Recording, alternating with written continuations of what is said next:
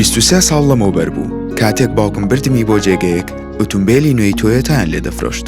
باوکم ئەگەڕێتەوە ئەو کات یەکەم جار بوو لە کوردستان شوێنێکی ئاوا ببینێت. لە بیرمە کاتێ یەکەم ئۆتۆمبیلمان کڕی. ئەو کات باوی ئەوە بوو کە لەگەڵ ئۆتۆمبیلە نوێیەکەتدا وێنە بگری.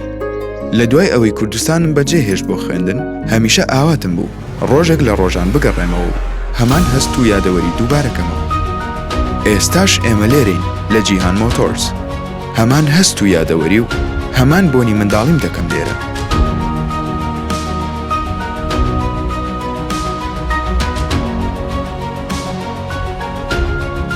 لەگەڵ جیهان مۆتۆرس کاتە خۆشەکان دەمێننەوە، یادگارەکان لە جێی خۆیان. 23 ساڵ پێشکەشکردنی خزمەتگوزاری لەلایەن جیهان مۆتۆرس بۆ کڕیارە خۆشەویستەکان.